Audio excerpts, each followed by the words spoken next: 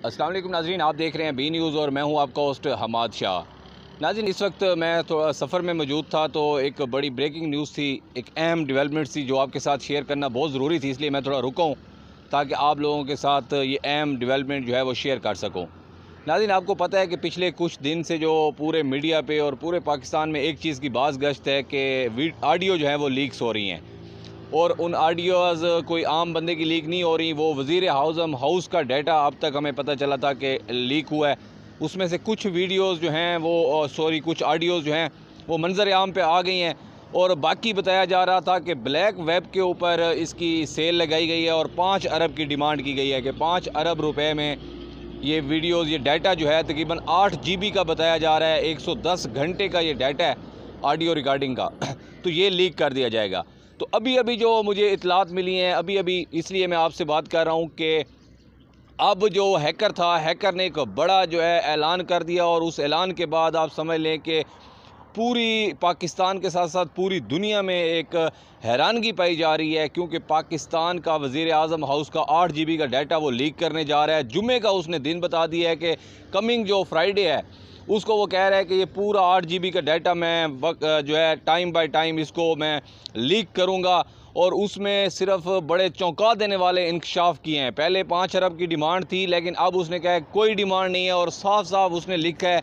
कि मुझसे कोई सहाफ़ी या मुझसे कोई भी हुकूमती अहदेदार या दुनिया में कोई भी बंदा है मुझसे रब्ता ना करे। अब मैं हर सूरत में ये जो डाटा है ये मैं लीक करूँगा, और जुम्मे का अल्टीमेटम दे दिया है। जुम्मे के बाद बड़ी अहम डेवलपमेंट्स होने जा रही हैं, ख़ासकर पाकिस्तान में। और उसने ना सिर्फ ये कहा है कि ये सिर्फ एक फ़ैमिली का, शरीफ ख़ानदान का या वज़ीर आज़म हाउस का डाटा है, उसने कहा है कि पाकिस्तानी लोगों की जो ऑफिशियल से बात हुई है वो भी हम डिस्कस करेंगे, और साथ साथ